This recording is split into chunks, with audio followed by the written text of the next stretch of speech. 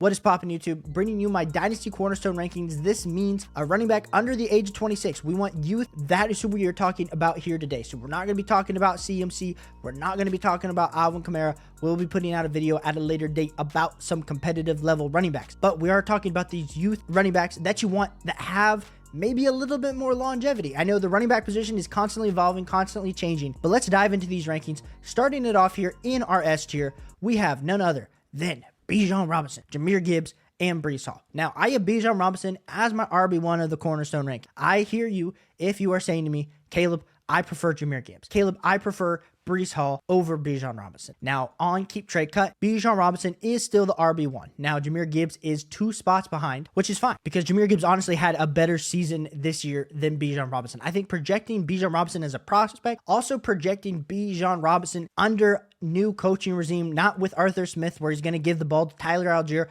Cordell Patterson more than Bijan Robinson, which made 0 sense, even though Bijan Robinson still put up 14.5 fantasy points per game last season as the RB17. Now, it wasn't great, especially in redraft purposes, because you drafted him probably in the first round as your stud running back, and he didn't end up being that, was just a high-end RB2 last year. But in 17 games played, 214 rushing attempts, 976 yards. He almost cracked 1,000 yards, 214 attempts, but he also had 58 receptions for 487 yards and 8 total touchdowns. On a down year, honestly, wasn't that bad considering the fact that we can see the potential. We can see those elite level athleticism traits. We can see the catching ability. I am ecstatic for Bijan Robinson. Now, if he kind of becomes what Drake London and Kyle Pitts, where it's all potential, no actual production, I will be worried about it. But at this moment recording, after his rookie season, Bijan Robinson is my RB1 of the Cornerstone rankings. Moving to my RB2, we got Jahmyr Gibbs. And Jahmyr Gibbs, still 5'9", 199, 21 years old. He hasn't even turned 22 yet. So we're excited to see him play out this full rookie contract with the Detroit Lions. A lot of people were worried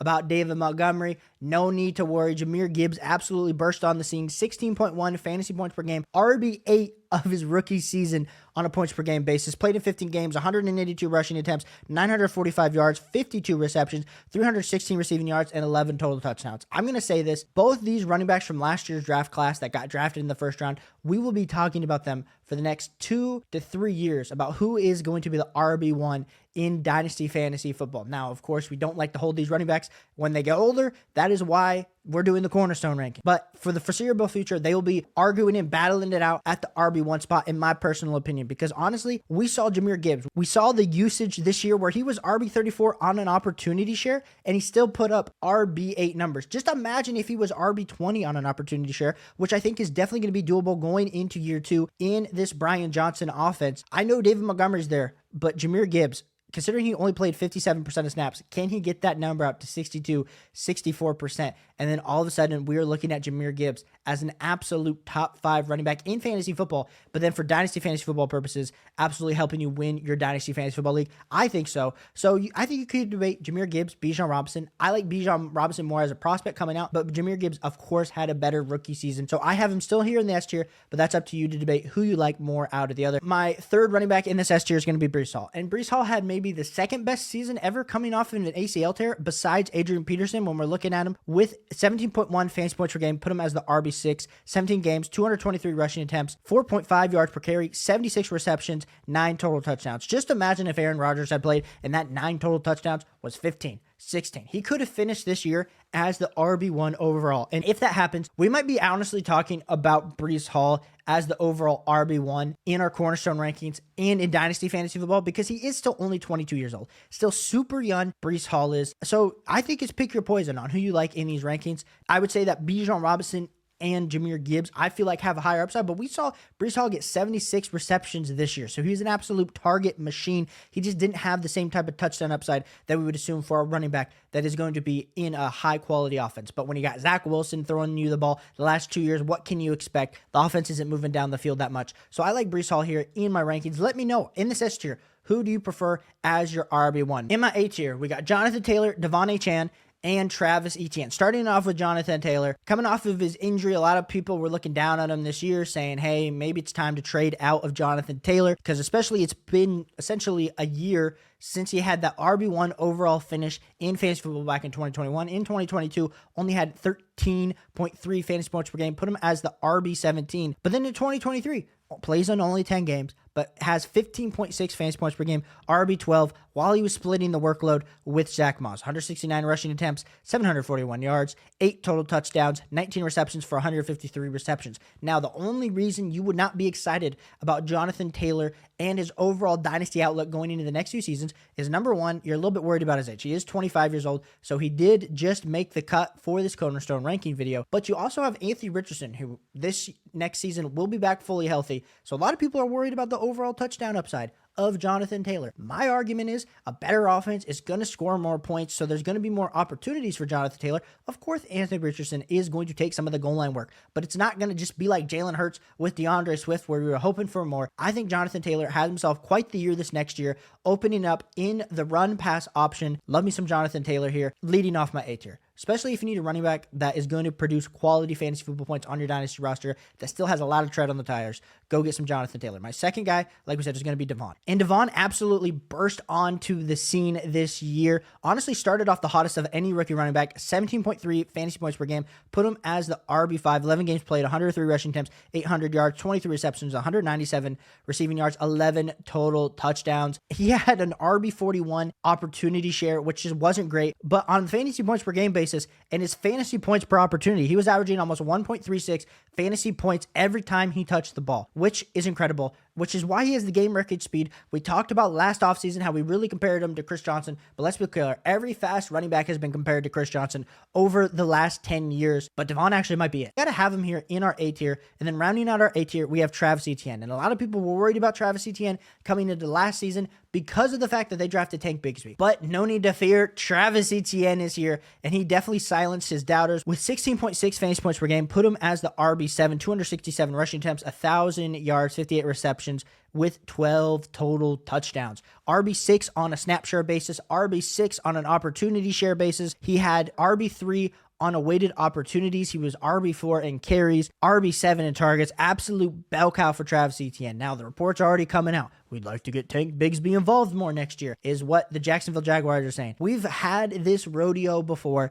Travis Etienne has proven to be a bell cow. I understand he is getting up there in age. That's probably the concern with him being 25 years old, especially on your dynasty rosters. So go roll out some Travis Etienne and go buy him, as I love him in my Cornerstone rankings here in the A tier. Moving on to our B tier, we got Kenneth Walker, Kyren Williams, Rachaad White, James Cook. Kenneth Walker has the talent to be in a higher tier than this. What Kenneth Walker does not have is the production to back up his dynasty rankings. Right now, he's only put up 13 fantasy points per game the last 2 seasons, which ended up being RB16 and RB20 in fantasy football. But right now on Keep Trade Cut, he's the RB9. So you have to value him appropriately based on the talent. But Kenneth Walker is kind of in that same zone as a Bijan Robinson, where we think, oh my goodness, if he were to get the opportunities, he just doesn't get the receiving work. But if he were to get the rushing opportunities in a better offense, Kenneth Walker could absolutely be electric. My worry is I think he's capped with his total upside that he does have. So that's why I have him here in the B tier. I think he's talented, like I said, enough to be in the A tier. I just have him here in the B tier. Then we move to our next guy, which is Kyren Williams. And a lot of you are already mad. I already hear the comments coming.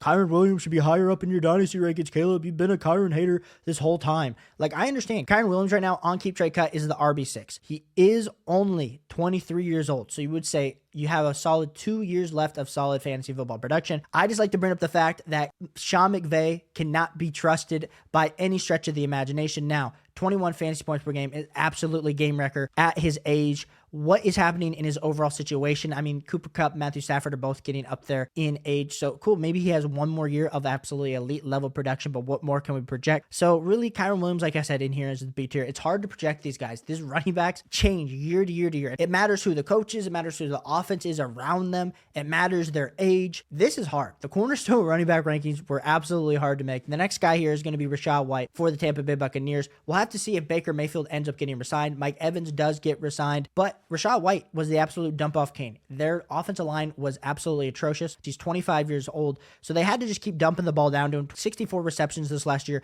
RB10 on a fantasy points per game basis. So I like Rachaad White. What is his ceiling? Was last year the kind of ceiling that it has? I mean, of course, there's more touchdown upside, but how many more receptions can this guy actually get? And then rounding it off with James Cook, I wouldn't be surprised if the Buffalo Bills were to draft or bring in another running back, someone like a Saquon Barkley out of free agency. It'll be interesting to see. I know they are kind of in a cap situation hell, So James Cook is probably safe. Have him here in the B tier just based on his talent, based on his age, based on his youth. Move on to our C tier. We got Tyjae Spears, Trey Benson, Jonathan Brooks, Isaiah Pacheco, Zach Charbonnet, and then Braylon Allen. Tyjae Spears is looking like he's going to be the bell cow for the Tennessee Titans. Now, free agency hasn't happened. The NFL draft hasn't happened. But when we saw Tyjae Spears last year on a touch basis, my man was uber efficient with RB13 on a fantasy points per game per touch. Also RB9 on targets. He had 70 targets. So he was absolutely could be a 3-level bell cow type back if that's how they were to deploy him with the Tennessee Titans. Now, of course, new coaching regime, a lot of things are to change, but I like Tyjae Spears here in the C tier. I know he has no ACLs, but you got to have him here. Then we go to Trey Benson, who had himself quite a day at the combine with a really great 40. His production profile at Florida State was great. So I think you got to put him here because he's going to end up with probably back end second round draft capital in the NFL. And if you get that type of draft capital, I know he's probably not as hyped as some past guys that have been drafted in the second round, like, Jonathan Taylor, Cam Akers. But Trey Benson reminds me a lot of how James Cook was kind of underhyped coming out of the draft. So I like some Trey Benson here. And then Jonathan Brooks, who arguably would have been my RB1 if he probably didn't get hurt last year at the University of Texas. So I have these guys back to back because I have him as my RB1, RB2 of the rookie class. So I think this is where they slide in. I know they might not provide immediate fantasy football value for your dynasty team, but going forward, depending on where they both land, could really help them here in the C tier. Then we move on to Isaiah Pacheco, who's maybe the most fun running back to watch in the NFL. We are just worried because of the draft capital, of his contract situation, of his age, and pretty much the fact that you put any running back there and they tend to put up some fantasy football points. I mean, we can think of years past with Jerick McKinnon and Kareem Hunt. I like Isaiah Pacheco. It's just hard for me to really project him long-term value. Got Zach Charbonnet here, got the second round draft capital. Seattle Seahawks, what's going to happen under the new coaching regime? I'm worried about Kenneth Walker. I'm excited for Zach Charbonnet. So depending on who you have a share of right there would depend on how I would view their Cornerstone ranking. So absolutely love some Zach Charbonnet. And then Braylon Allen, another rookie. Like I said, right now he's my RB3 in the class. Built a little bit different. Didn't have the best combine, didn't have the worst combine, but I think he is a 3-level bell cow. I got to watch him up close and personal when I went to an Ohio State game. Essentially had sideline seats, and he is just built a little bit different than everybody else. A lot of people like to call him like an alien, but he's not an alien because he didn't run as fast as you would expect someone like a Braylon Allen should, not like Jonathan Taylor by any stretch of the imagination. But if he were to get third-round draft capital and land in a situation like a Baltimore Ravens or a team that has really great offensive line play, I think we could be talking about Braylon Allen sliding up these rankings in the C tier. We then move to my D tier, and we got Javonte Williams, who will not be playing with Russell Wilson this year. He started to really show some flashes last year coming off that ACL tear, which is exciting for Javonte Williams, I think, to regain a little bit of dynasty value. But like I said, once you kind of get to his position where you're kind of an middling RB2, hard to really get any higher in the Cornerstone rankings. Then we got Blake Corum, who maybe you could debate Blake Corum and Braylon Allen in my running back ranking. We'll be putting out a running back deep dive of the rookie class at some point, but Blake Corum, of course, he knocked my heart out as an Ohio State Buckeye fan. Touchdown scoring machine. My big worry with him is really his side-to-side athletic ability. I still like some Blake Corum. I just think he's not going to get the draft capital. That makes me a little bit worried. My next guy is going to be Najee Harris, and I realize I should probably say Najee Harris, Jalen Warren. Najee Harris has been pretty much a bust throughout his NFL career. He had a great rookie season, but that has yet to kind of take place and unfold. Right now on KTC, Najee Harris is going off at the board as the RB21, which is probably a sell for me. Like I said, he barely made the cut, just slid in under the 26-year-old threshold, being 25.9 years old. If I have Najee Harris, I'm trying to definitely get out on him. Jalen Warren should be right there too. RB23, 25 years old. There's a chance that Najee Harris doesn't get re-signed, that Jalen Warren next year ends up getting a bulk of the carries if they don't bring in a running back. Like I said, it's so hard to predict that. So I have both these guys right back here because right now they are both limiting each other's overall upside. And to be completely honest, if it was just Jalen Warren, I would probably have him starting off the D tier. But with both of them right here, I do have them in the D tier. Then we move on to Roschon Johnson, who had an okay rookie year for the Chicago Bears. He does have the draft capital. We imagine that the Chicago Bears aren't going to be investing in the running back position again this year. But like I said, they have been rumored. They have a ton of cap space. What happens if they trade Justin Fields? They bring in Caleb Williams. Could they go after a guy like Saquon Barkley? Could they go after a guy like Josh Jacobs? There's a lot of guys up in air in the free agent running back class. So Roschon Johnson here, but he could absolutely get obliterated in the Dynasty Cornerstone rankings here over the next few weeks. Then we got Bijan Robinson Jr., who also just barely fit under that 26-year-old threshold. He's an absolute touchdown machine. Honestly, if you could argue that Bijan Robinson Jr., like what are the real differences between Bijan Robinson Jr. and Kenneth Walker? I saw a video about this about a week ago, and really there's just a lot more potential and prospect profiling that's getting baked into Kenneth Walker's overall dynasty value, and the hope that eventually he achieves being that top end running back. But when you're looking on a production basis, Brian Robinson Jr., you could honestly tear down from Kenneth Walker to Brian Robinson Jr., maybe pick up a high end second, a late first, and that might be better for your overall dynasty team. Then we got Bucky Irving, Jahmyr White. Bucky Irving didn't have himself the best NFL combine day. Not that we were expecting it. He is a scat back. We know what he is. He's kind of a Darren Sproles light where you know he's going to be receiving the ball out of the backfield. Now, that can be super valuable for your fantasy football teams, but we've also seen that these guys, maybe it takes them a little longer to get